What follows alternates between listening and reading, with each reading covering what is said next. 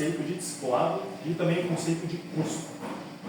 E eu vou estar construindo em cima disso, justamente sobre esses dois tópicos na aula de hoje, com o tema seguir a Jesus, o custo de seguir a Jesus.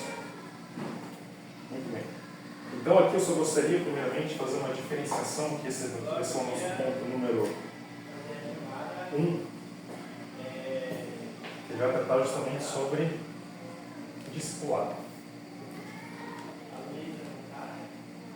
Mas um discipulado de duas formas. A forma A como o ato de se seguir a Jesus. Então, o ato de seguir a Jesus. E uma segunda forma, uma forma que eu vou chamar de B, que é justamente o ato de ensinar. Então, o ato de ensinar outros a seguirem a Jesus. Então, biblicamente, meus irmãos, o discipulado ele pode ser compreendido de duas maneiras diferentes dentro da Escritura. São essas duas que eu coloquei. Estou dando para ler aqui, tá bom, pequena letra, mas o pessoal está bem perto. Eu não sei como vai ficar no vídeo depois, mas a gente vai ter legenda depois. Tá. Então são essas duas aqui, pessoal. O ato de seguir a Jesus e o ato de ensinar outros a seguirem a Jesus. Então o próprio livro do Jonas Madureira, ele já traz essa distinção que nem eu estava falando nos capítulos dele, que são justamente as partes 1 e 2 do livro aqui, se a gente for ver novamente aqui, Então ele começa a falar a partir sobre o curso do discipulado e depois a doutrina da imitação de Cristo. Então, essa separação aqui ela é clássica, ela acontece também aqui na própria estrutura com que o livro ele se dá. Então, muito bem. Eu quero, então, só para ficar claro esse conceito aqui, é lógico que na Bíblia a gente tem várias passagens relacionadas, mas vamos estar abrindo ali a Bíblia para que a gente possa entender um pouco sobre essa distinção. Então, além disso também, para que a gente possa se encorajar com aquilo que eu falei no começo, de que o que a gente está fazendo aqui sobre o tema de discipulado não é algo vão, é algo que, ao final das aulas, é do meu desejo profundo que a gente possa, então, realmente assumir esse compromisso de discipulado e começar a aplicá-lo na nossa vida. Então, vamos começar aqui com duas passagens aqui bíblicas, só para a gente estar tomando aqui como introdução. Vamos abrir lá, então, Lucas 24, Evangelho de Lucas, capítulo 24.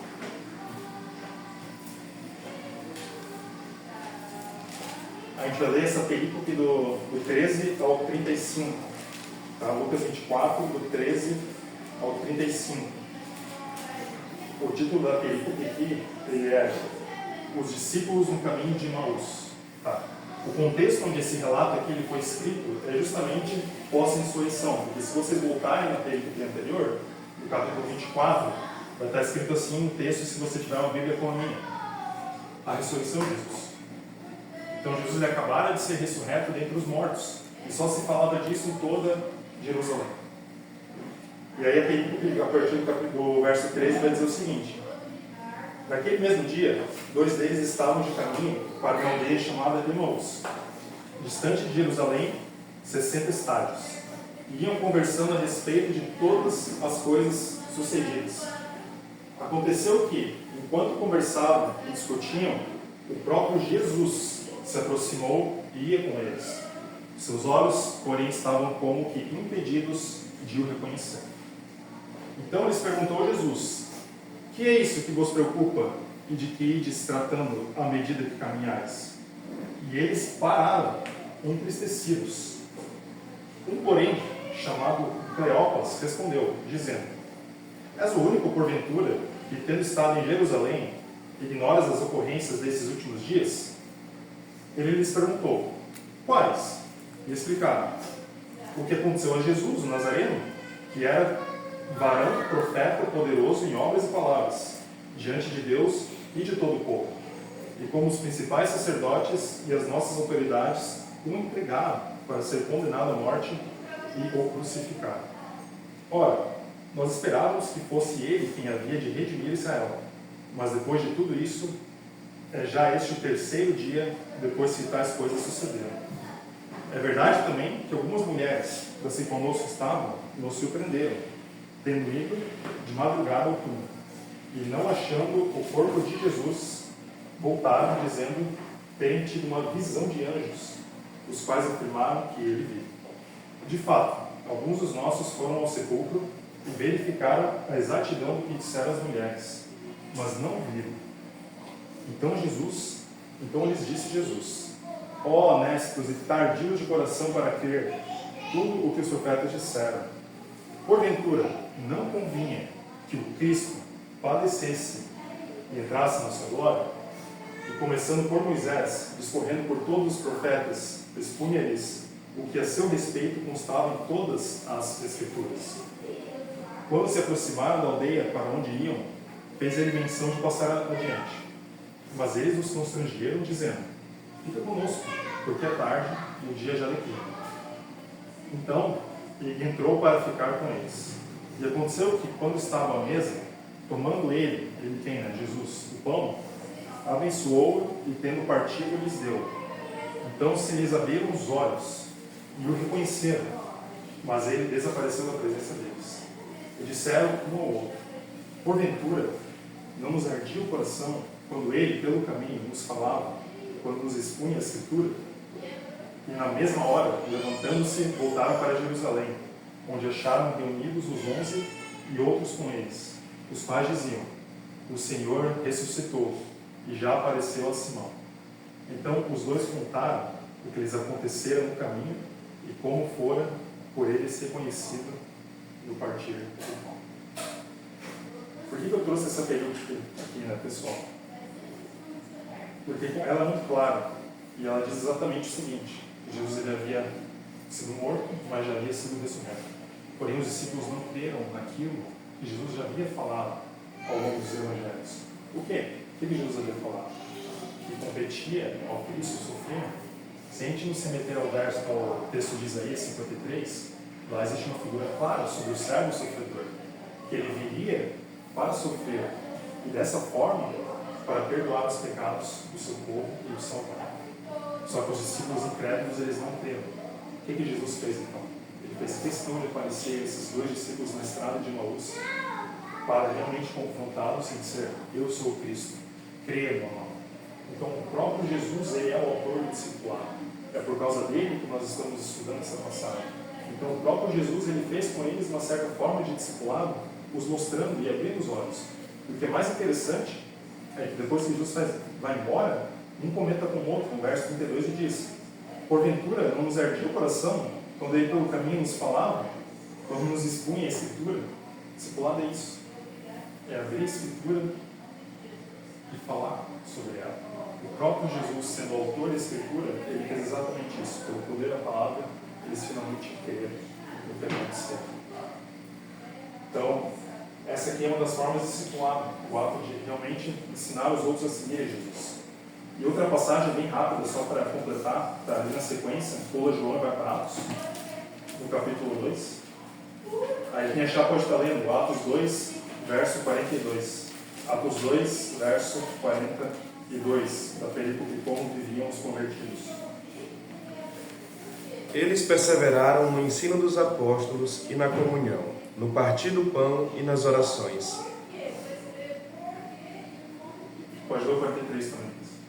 E na alma de cada pessoa havia pleno temor, e muitos feitos extraordinários e sinais maravilhosos eram realizados pelos apóstolos. Pelos apóstolos. Então, o que os apóstolos estavam fazendo aqui era justamente discipulado. O texto é claro em dizer que perseveraram na doutrina dos apóstolos e na comunhão, e no partir do pão e nas orações. Então, esse é o comportamento que a igreja sempre teve ao longo da história. Irmãos ensinando outros irmãos a como seguir Jesus. Amém? Mas eu só gostaria de fazer essa distinção, então, sobre o ato de seguir a Jesus, ou seja, é um ato pessoal. Cada um de nós tem o compromisso de seguir a Jesus, isso é discipulado. A gente pode estar se encorajando nisso também, mas a outra forma é o ato de ensinar outros a seguirem a Jesus, que é o que estamos fazendo abertamente aqui, nesse momento, uns com os outros. Algum comentário, pessoal? O que eu acho interessante é o caráter espontâneo, principalmente dessa segunda perícope do livro de Atos, né? que não se exige uma organização ou um tipo de instituição dos apóstolos, ou que a igreja venha se organizar para que haja um discipulado. A partir do momento que o Espírito Santo invadiu aquelas pessoas, entrou naquelas pessoas, eles começaram a fazer discipulado de uma forma espontânea, como se fosse natural a eles. Isso é muito interessante. E também a gente pode fazer uma análise se perguntando por que muitas vezes a gente não é assim, né? Por que a gente não se abre para uma conversa, por que nós não abrimos nossa casa. Porque essa é uma barreira que muitas vezes a gente cria, né? Pô, não quero conversar, não estou a fim de conversar, não quero dedicar tempo e investir em relacionamento. Ah, não quero abrir minha casa, a minha rotina e tudo, não quero que o pessoal veja a bagunça que tem lá no cantinho da minha casa. Não quero que o pessoal veja que está faltando móvel e tal. Muitas vezes a gente cria essas barreiras, mas a gente vê que na igreja primitiva, com a ajuda do Espírito Santo, isso não acontecia. E a gente tem que buscar isso com a mesma seriedade que eles faziam, né? Ou seja, a partir do momento que professavam a fé, eles começavam a praticar isso, de imediato, instantaneamente. Ontem foi muito interessante aquela nossa reunião na federação, porque ele deu literalmente um passo a passo, né? Foi como se fosse um manual de instrução mesmo. Primeiro você ora, depois você convida, depois você vai até a casa da pessoa e tal. E ele levantou várias dificuldades que poderia ter, né? Timidez, vergonha, coisas que poderiam ser até da limitação pessoal dele, né? Mas a gente não deve dar abertura para isso, a gente deve, pelo contrário, né? Começar a praticar. Que nem o que a gente está fazendo aqui, né? Ninguém começa fazendo bom, ninguém começa sendo bom, não vai, pode ir pela outra porta ali. Ninguém começa sendo bom, mas começa, não despreza os pequenos começos, não despreza as conversas de 5 minutos, não despreza aquela exegese mal feita, não despreza nada, mas começa e vai. E aí quando você for ver, já vai estar sentindo alguns Nicodemos. Amém, né? Essa é a tendência. Mas é importante mesmo, isso obrigado pelo comentário. Eu acho que é isso mesmo. Mais alguém? O Otávio está querendo falar. Não, legal como estudar o tema em outras classes também, como agrega, né? Vai completando. Vai se completando, porque cada um tem uma visão diferente, mas é tudo parte de um todo. Né? Por isso que é importante a gente falar desse tipo, como o Cris disse, não ficar calado. Receber os irmãos em casa, criar momentos e oportunidades para estar fazendo exatamente isso. Às vezes a gente acha que é muito complicado, precisa ter toda uma estrutura, uma organização de evento. Às vezes a gente pode pensar, mas vai ser um pouco estranho. Isso aí só quebra as barreiras, só torna a gente mais próximo de Deus. E como o Cris disse ali, né? Justamente é isso que a igreja fazia. Sempre fez. Se nós somos seguidores de Jesus, é isso que nós vamos fazer. Muito bem. Então esse aqui era o ponto número 1, a distinção sobre o discipulado. Agora vamos entrar no ponto número 2, já que não temos mais perguntas. É o custo de seguir a Jesus. Ou o custo.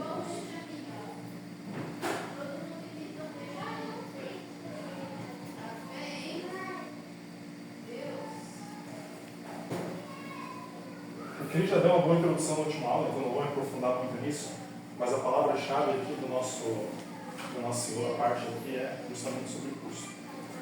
O que seria o conceito de custo? Por definição aqui, o conceito de custo ele está sempre associado a um ganho e a uma perda. Se vocês pararem para pensar, tudo na nossa vida se gira em torno de decisões que a gente toma. Por exemplo, hoje vocês acordaram e pensaram, vou prever ou não vou prever? Tinha um custo associado. Qual que é o custo, por exemplo? Vocês poderiam estar fazendo qualquer outra coisa nesse momento.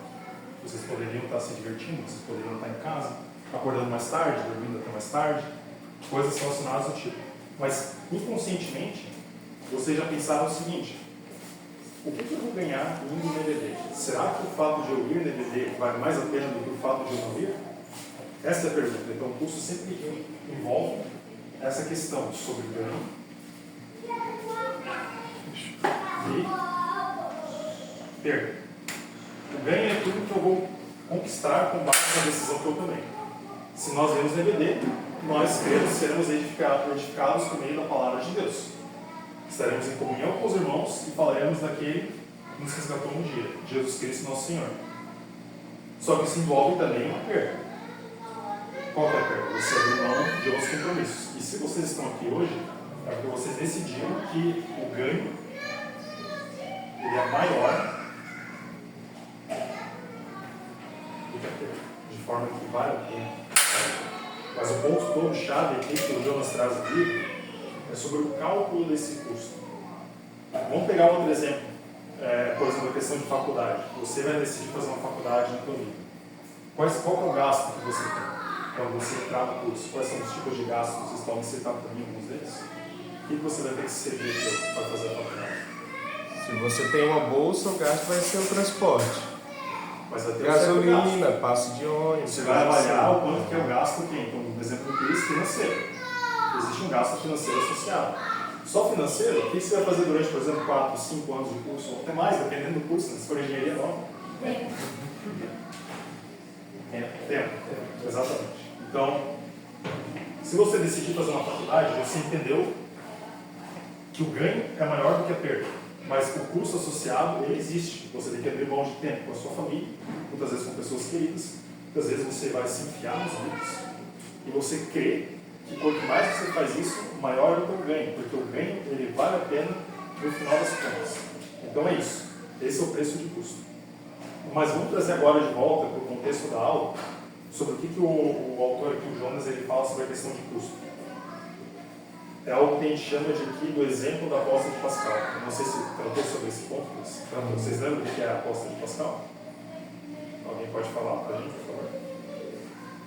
Ele fala da questão da vida cristã, e o Cristo até enfatizou de que isso não era um bom exemplo, né? A gente ter não é uma boa apologética. Esse é o ponto que ia chegar também. Não é uma boa apologética. Não é uma boa apologética, mas, né, de acordo com ele, é preferível acreditar em Deus porque o custo, né, de você não acreditar seria você passar a eternidade, né, no inferno, se Deus realmente existir, do que se ele não existir, você simplesmente morreu e é isso mesmo. Tranquilo, só um. Exato. Então a aposta significa que são duas escolhas, que a declaração falou. Uma delas eu não tenho nada a perder, mas posso ganhar tudo. E na outra, ou você ganha ou você perde. Se você for um crente e você estiver certo sobre a sua decisão, realmente Deus ele existe, ele é conforme aquilo que você crê, você vai ser salvo, você ganha a salvação. Mas e se isso não for verdade, se o ateu, por outro lado, que ele chama de X no livro, né? YX, X é a crença do ateu. Se o ateu estiver certo, o que o cristão tem a perder? Nada, porque ele vai estar no mesmo panorama que o ateu. Ninguém vai perder mais do que o outro. Ou seja, quem tem mais a perder é o ateu. Agora, vamos deixar um ponto muito claro, porque o Cris já deixou na última aula, né? Isso é uma boa apologética? Não, de forma nenhuma. Porque isso não leva ninguém a Cristo. Por quê? Porque as pessoas geralmente não consideram isso aqui. O custo de seguir a Jesus. Jesus ele é enfático quando ele diz que existe um custo associado. E é nesse texto que a gente vai entrar agora. Esse é o texto-chave da aula. E eu não vou destrinchar todo ele na aula de hoje, porque na sequência do livro, se a gente for seguir a base dele, o Jonas, ele, no próximo capítulo, ele vai tratar disso especificamente. Eu só quero fazer uma introdução em um dos pontos. Tá? Então vamos abrir agora, de volta lá em Lucas 24, perdão, Lucas 14, do 25 ao 33, para a gente entender sobre essa questão que agora é a chave da aula, finalmente, o custo de seguir a Jesus. Então, quem achar ali, Lucas 14, 25 a 33, pode estar dando para a gente. Lucas 14, 25 a 33. Grandes multidões o acompanhavam, ele voltando-se e disse: se alguém vem a mim e não aborrece seu pai, e mãe, e mulher, e filhos, e irmãos e irmãs, e ainda a sua própria vida, não pode ser meu discípulo. E qualquer que não tomar a sua cruz e vier após mim, não pode ser meu discípulo. Pois pode, pretendendo construir uma torre, não se assenta primeiro para calcular a despesa e verificar se tem os meios para o concluir, para não suceder que, tendo lançado os alicerces e não a poderem acabar, todos que viram zombem dele, dizendo: este homem começou a construir e não pode acabar. Ou qual é o rei que, indo para combater outro rei, não se assenta primeiro para calcular se com 10.000 homens poderá enfrentar o que vem contra ele contra 20.000? Caso contrário, estando outro ainda longe, envia-lhe uma embaixada pedindo condição de paz. Assim, pois, todo aquele que dentre vós não renuncia a tudo quanto tem, não pode ser meu discípulo. O sol é certamente bom, caso, porém, se torne um As outras três. Mas ela tem três, negado, né? Beleza. Então aqui também a gente falou do conceito de custo. E aqui a gente já está na passagem de Lucas 14, 25, 33. Muito bem, esse texto diz muita coisa, pessoal. Eu escolhi o texto aqui de Lucas, primeiro, porque hoje nós temos escolha, para não errar. Mas segundo que o motivo óbvio, que o Evangelho de Lucas ele é extremamente completo. Lucas ele faz um relato minucioso acerca das coisas e testemunhas que falaram acerca de Jesus. Lucas não esteve com Jesus, como a gente sabe, mas ele fez um relato daqueles que estiveram. Por isso que o Evangelho dele é tão fiel, tão cheio de detalhes daquilo que a gente vê. E nessa perícope, em específico de Lucas 14, 25 e 33, a gente vê que primeiro o texto se refere ao andamento. Que o andamento é esse? Grandes multidões. Pois até esse ponto do ministério de Jesus, existiam grandes multidões que o seguiam. Ou será que não? Será que realmente as multidões eram discípulos de Jesus? A gente vai entrar nesse ponto também na próxima aula. Você está dando uma palhinha do que o Cris vai estar trazendo. Mas o Jonas ele é muito categórico em definir que a questão da multidão ela é muito... tem que chamar a nossa atenção, é um ponto de extrema atenção. Por quê? Por causa de alguns motivos. Se você está na multidão, você não tem uma identidade própria. A multidão era aqueles que seguiam a Jesus, mas que não queriam ter um compromisso direto com Ele. Não queriam ser seguidores dele. E o que acontece depois, na sequência desse relato, é que a grande multidão ela se dispersa. Por quê? Porque o texto ele é duro. Jesus ele não diz que ele vai ser aquela pessoa que vai dar muitos bens para eles, que vai vir e deixar eles com uma vida mais confortável, ou qualquer coisa que possa apagar o ego do coração deles. Não. Jesus diz exatamente o seguinte, que nem a Bíblia leu. Se alguém vem a mim e não aborrece o seu pai e mãe, e mulher, e filhos e irmãos, e irmãs, e ainda a sua própria vida, não pode ser o meu discípulo. Esse é o primeiro ponto que Jesus ele trata.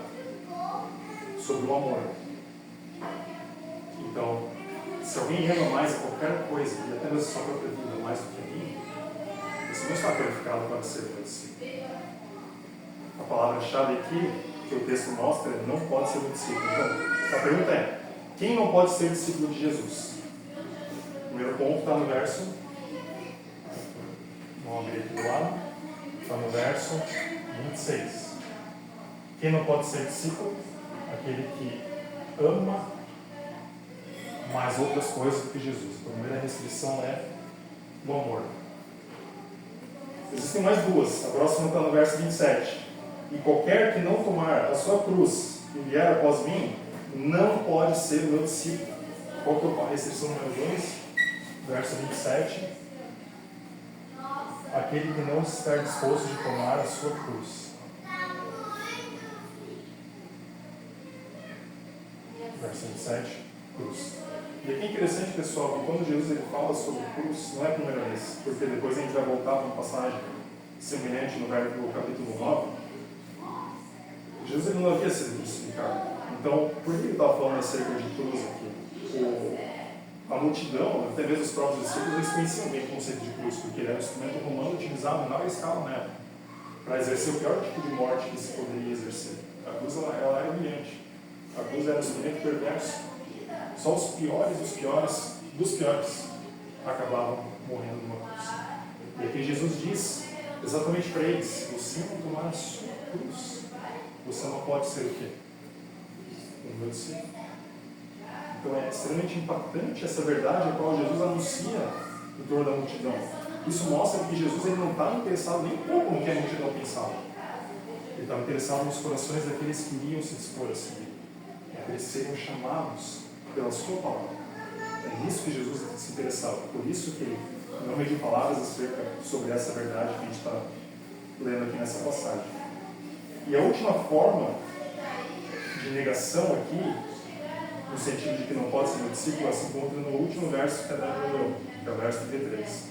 Assim, pois, todo aquele que dentre vós não renuncia a tudo quanto tem, não pode ser meu discípulo.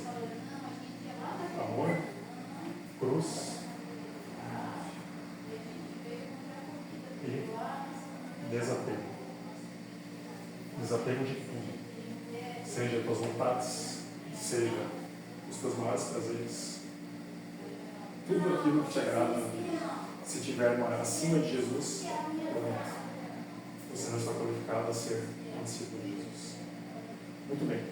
Mas isso daqui quem vai tratar na próxima aula, eu só queria fazer essa introdução simplesmente por causa do seguinte. Hoje a gente vai tratar um pouquinho sobre a cruz na passagem de Lucas 9, 23 ao 24. 23 ao 24. Só mais um exemplo aqui, pessoal, antes de mudar. Um exemplo aqui de desapego. O que seria um exemplo de desapego? Eu gosto muito do exemplo da Bíblia, onde Jesus ele trata sobre o jovem rico. Vocês lembram dessa cena? Acontece? Como é que é a cena, Clésia? Já que você fez assim com a cabeça.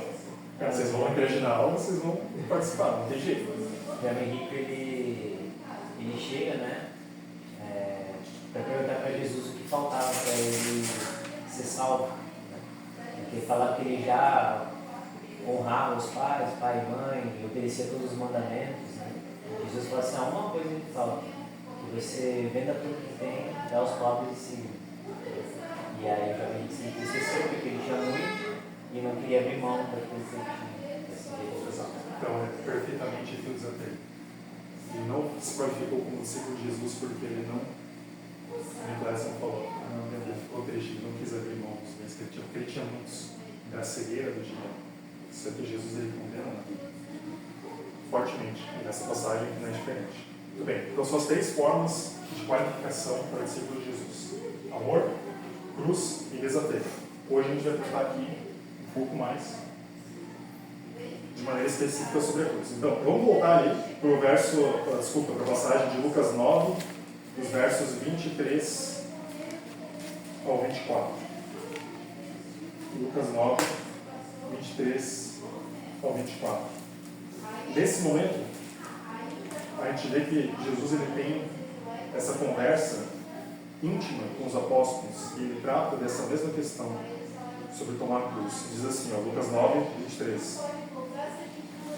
Dizia a todos: se alguém quer vir após mim, e assim, a si mesmo se negue, dia a dia tome a sua cruz e siga. Pois quem quiser salvar a sua vida, perdê-la. Quem perder a vida por minha causa, esse salvará. Em que contexto essa passagem aqui está sendo escrita, pessoal?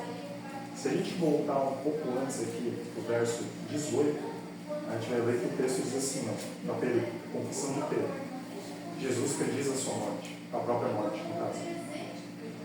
Então, nesse momento aqui do Evangelho, se você for ver essa narrativa na sequência, a gente vai ver que Jesus ele começa a realizar vários sinais e parece que os apóstolos até hoje eles pensam, até esse momento eles pensam, mas quem é esse que realiza sinais? Quem é esse que realiza tantas maravilhas? Quem é essa pessoa, Jesus Cristo de Nazaré? E aí o texto ele responde, diz assim no verso 18: estando melhorando a parte, ele quem? Jesus? Achavam-se presentes os discípulos, a quem perguntou: quem dizem as multidões que sou eu? Os discípulos responderam: João Batista, alguns, né? Mas outros Elias, e ainda outros dizem que ressurgiu um dos antigos profetas. Jesus não está interessado no que a multidão pensa, no que ela diz. Jesus está interessado no que os discípulos dizem. Por isso que ele redireciona a pergunta para eles, da seguinte forma: mas vós, perguntou ele, quem dizem que eu sou? Eu imagino que nessa cena fica um silêncio, aparentemente um silêncio um pouco constrangedor. E aí quem se levanta é Pedro. Pedro ele se levanta e diz: então falou Pedro e disse: és o Cristo de Deus. Jesus, porém, advertindo-os, mandou que a ninguém declarasse tal coisa, dizendo: é necessário que o Filho do Homem sofra muitas coisas, seja rejeitado pelos anciãos, pelos principais sacerdotes e pelos escribas, seja morto e no terceiro dia ressuscite. Então pensa a cena, pessoal. Jesus ele realiza esses milagres e os discípulos ficam impressionados, e sinais e maravilhas, eles ficam impressionados com tudo que Jesus vem fazendo.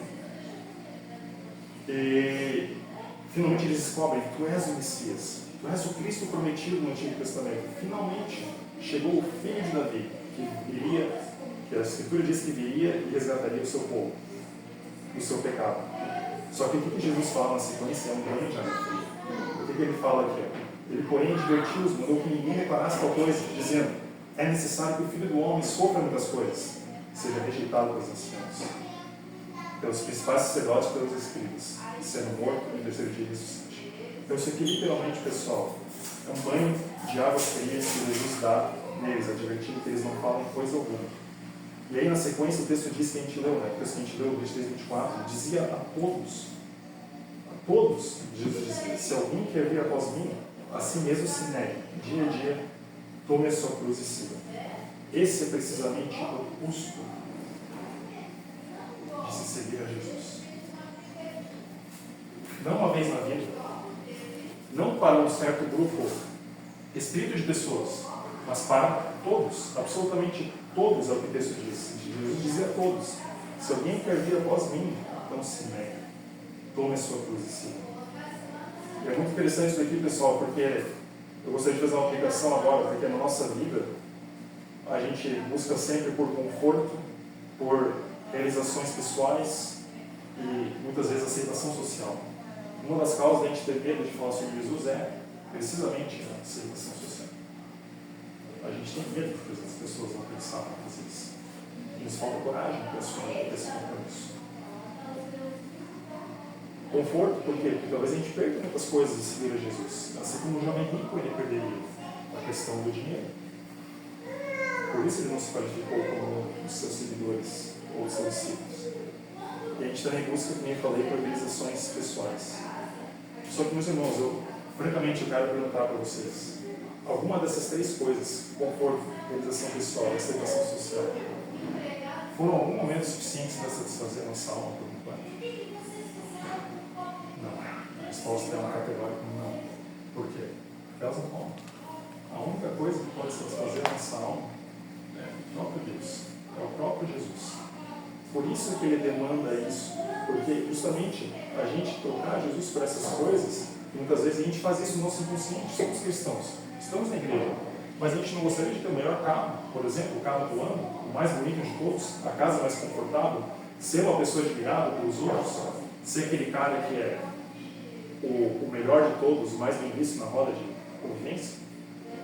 Isso é tudo fruto do pecado, meus irmãos. E essa é a ligação que eu queria dizer. Tudo isso vai trazer satisfação para as nossas vidas. A única coisa que pode trazer satisfação é essa pessoa de Jesus Cristo, a qual estamos estudando aqui nessa aula. Porém, o que eu quero enfatizar é que o custo aqui é alto. O que o texto que a gente leu antes dizia na sequência? Que o rei construiu uma torre, só que ele não conseguiu terminar, ou seja, não calculou bem o custo. E depois Jesus ele contrasta com uma outra parábola dizendo justamente sobre a questão do rei imprudente. Ele vê que o exército dele é menor, ele não pode ganhar, porque ele nem calculou o custo, só que o segundo rei foi prudente no cálculo dele. Ele aceitou a consequência da decisão dele. Ele calculou o custo e tomou a melhor decisão. Já o construiu a torre, não. Esse é o custo aqui, pessoal, que eu quero falar para vocês sobre o que é seguir a Jesus. Ele não demanda nada menos do que deslocar a nossa pessoa, o centro da nossa vida, e colocar aqui no lugar. Jesus, quem quer me seguir, negue-se a si mesmo, tome a sua cruz, quer dizer, morra para si mesmo. Porque não tem espaço para mim e para você. Ou sou eu ou não mais ninguém. Essa é a demanda que Jesus ele realmente enfatiza aqui, é uma demanda extremamente alta. O peso é grande. Ou como a gente definiu aqui, a perda era muito grande. Porém, o cálculo ele é preciso quando a gente avalia o ganho. E não é que nem a questão que a gente falou antes, né, sobre o exemplo ali do apóstolo de Pascal.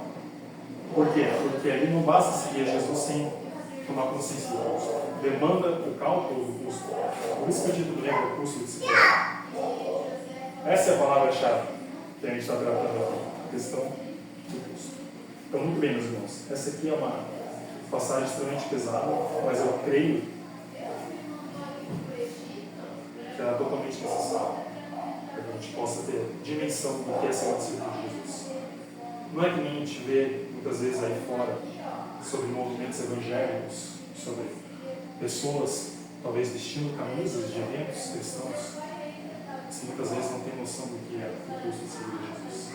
Eu lembro, olhando para o Cris agora, eu lembro da pregação que ele fez sobre a parábola do semeador. Uma das coisas, ele descreve exatamente as coisas sobre o qual faz com que os frutos não sejam gerados. Muitas vezes são os espinhos que sufocam, as coisas da vida que sufocam. Então é muito claro isso aqui, pessoal, que a gente está falando sobre discipulado. Se a gente ama mais as coisas do mundo do que o próprio Deus, a gente não é digno de ser discípulo dele. Se a gente não tomar a nossa cruz, a gente não é digno de seguir a Jesus. Ficou claro aqui, pessoal? Esse conceito? Alguém tem alguma questão?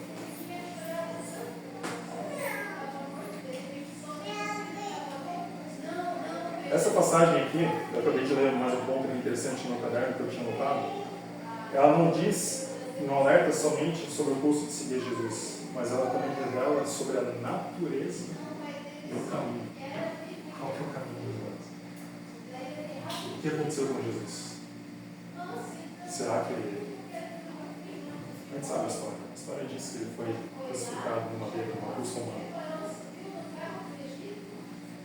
Será que os seus discípulos estão isentos de passar pelo mesmo? Eu creio que não. Eu creio fortemente que não. Então, essa é a natureza do seguidor de Jesus. Tomar o mesmo caminho que o seu mestre tomou. E agora a pergunta que eu os faço. Por que Jesus ele veio para sofrer esse mundo? Eu gosto muito de uma passagem que está em Filipenses 2, do 5 ao 11, que quase como um hino de louvor que Paulo compõe, se cria, né? Nessa época que esse era um hino que os cristãos eles realmente doavam acerca do que Jesus fez. Então, lá em Filipenses 2, 5 diz assim, ó, o título daquele é o exemplo de Cristo não mereceu. Tende em vós o mesmo sentimento que houve também em Cristo Jesus. Pois ele, subsistindo em forma de Deus, não julgou como usurpação o ser igual a Deus. Antes, a si mesmo se esvaziou, assumindo a forma de servo, tornando-se em semelhança de homens. E reconhecido em figura humana, a si mesmo se humilhou, tornando-se obediente até a morte e morte de cruz. Pelo que também Deus o exaltou sobremaneira. Ele deu o nome que está acima de todo o nome, para que o nome de Jesus se dobre todo o joelho, nos céus e na terra e debaixo da terra. E toda a língua confesse que Jesus Cristo é Senhor, para a glória de Deus. Amém. Então, é precisamente esse comportamento que Jesus ele tomou. Ele obedeceu, ele entendia qual era o custo dele. Eu creio que é por isso que ele, ao orar no jardim do Getsemane, ele sangrava gotas do seu rosto, por causa do peso do cálice da ira que cairia sobre Jesus. Certamente Jesus ele calculou o custo sobre a decisão dele. Ele entendeu que sim, era a missão dele. Para isso que ele veio, para sofrer, ele veio para morrer e cumprir os desígnios do Pai. E por causa disso, diz o texto aqui, na sua humilhação, tornando-se obediente à morte de cruz, Deus o exaltou sobremaneira, ele deu o nome que está acima de todo nome. E é exatamente isso que Jesus nos convida a fazer nesse mundo. A tomar a nossa cruz e o seguir. Porque nisso encontraremos a vida eterna, nisso encontraremos o propósito da nossa vida. Esse é o cenário que eu queria trazer para vocês. Hoje, na aula de hoje, a gente vai desenvolver isso aqui muito melhor. Só que a questão do custo ela tem que estar bem fixa nas nossas cabeças, para a gente saber que tipo de cristãos nós estamos sendo. Será que a gente tem noção do custo que é seguir Jesus? Ou será que nós só temos estado escondido no meio da multidão? É para a gente refletir, meus irmãos. Essa é a passagem que eu uso aqui justamente para trazer isso aqui à tona. Muito bem. Então, a própria capa do livro aqui, ela traz exatamente esse ponto. O que a gente consegue enxergar aqui na capa? Aparentemente o mestre carregando a sua cruz e os seus discípulos fazendo isso. Exatamente isso. Tomando a sua cruz e seguindo o mestre. Alguém tem algum comentário sobre essa passagem? Porque senão eu vou encerrar com o último tópico aqui. Aí gostaria de falar alguma coisa? Tranquilo? É? Beleza. Então, o último tópico que eu queria falar aqui é: se você optar por seguir a Jesus, o Jonas ele traz um texto muito legal aqui no livro dele, ele fala sobre isso. Sobre a questão de se decidirmos seguir Jesus, isso é porque nós fomos cativados por ele. Ele traz o exemplo aqui do livro, O Pequeno Príncipe. E a passagem diz o seguinte: ocorre um diálogo, então, entre o menino com a raposa, aqui no livro, e o menino chama a raposa para brincar com ela. Mas ela diz que não pode aceitar, porque ainda não foi cativado. Então o menino indaga da raposa o que é cativar. Ao que ela responde que é criar laços. E a raposa prossegue com sua explicação dizendo: tu não és ainda, para mim, senão um garoto igual a 100.000 outros garotos. Ou seja, não é ninguém, é como os outros. Né? E eu não tenho necessidade de ti. E tu também não tens necessidade de mim. Não passo aos teus olhos de uma raposa igual a 100 outras raposas. Mas se tu me cativas, nós teremos necessidade um do outro. Serás para mim único no mundo, e eu serei para ti única no mundo. Por que eu estou falando essa opção? Porque se uma vez você optou por seguir a Jesus, mesmo que isso sendo alto, porque você foi cativado pela palavra de Deus, porque você foi cativado pelo amor de Jesus, e você optou por, apesar do custo ser alto de você amá-lo acima de todas as coisas, inclusive das suas próprias vidas, e tomar a sua cruz e desapegar de tudo aquilo que você preza, porque você foi cativado por Jesus. Eu creio que é isso que a passagem de Isaías 53 fala sobre Cristo, porque antes não havia nenhuma beleza nele para nos atrair. O que era? Será que tinha uma beleza? O que nos atraiu para Cristo um dia? Ele era simplesmente uma pessoa que para nós não tinha valor antes. Mas fomos cativados. Por quê? Porque vimos a sua majestade, vimos o seu amor, vimos que ele é incomparável com qualquer outra pessoa que já passou nessa terra, porque ele era o próprio Deus. A Bíblia diz que ele era o próprio Deus que se encarnou e veio para morrer no nosso lugar. A minha pergunta é: como não ser cativado por amor desse? A resposta é duas: ou não conhecemos esse amor, ou somos céticos do Evangelho. Mas o ponto que eu quero trazer hoje é me limitar justamente nessa passagem sobre o cativo. Jesus um dia nos atraiu, e esse poder que ele tem para nos atrair é justamente o que nos faz levarmos as maiores consequências possíveis, o maior custo de todos, para que sigamos ao Mestre, ao próprio Jesus Cristo. E nisso precisamente encontramos a verdade, que é o próprio Deus. Amém? Algum comentário? É isso que eu tinha para hoje, tá, meus irmãos? Então, essa passagem aqui que eu encerro. Ficou clara a aula? Ninguém quer comentar nada mesmo? É isso que vamos fazer hoje? Interessante. Fiz bastante anotação. Essa é a ideia. Muito bem, então, meus amados. Então, vamos estar orando para encerrar esse momento aqui da nossa EBD. Eu vou pedir para o Otávio fazer uma oração para a gente, para que realmente, Otávio, tudo aquilo que a gente tem falado aqui, sobre a questão do custo, que a gente possa refletir ao longo de todas essas aulas que a gente tem o privilégio de estar aqui juntos. Que a gente possa tomar a dimensão do que Jesus demanda das nossas vidas e conhecê-lo cada vez mais por meio dos textos e, enfim, do aprendizado sobre o discipulado implementado nas nossas vidas. Para a glória de Deus. À vontade. Senhor Deus, Pai querido, muito obrigado por mais esse dia, Pai. Obrigado por essa manhã, estarmos reunidos aqui em Sua casa, Pai. Podemos aprender mais de Ti. Obrigado por falar aos nossos corações, Pai.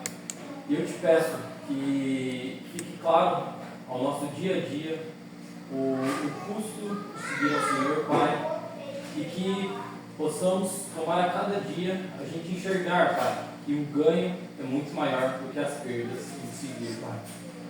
Que essa decisão ela possa ser tomada dia a dia nas nossas vidas, Pai. Que o Senhor deixe isso claro para nós e que tenhamos essa vontade, Pai, de aprender mais de Ti, discipulado, que o Senhor esteja acompanhando os nossos estudos ao longo deste ano em todas as nossas classes, Pai. Por isso eu te peço e te agradeço. Em nome de Jesus.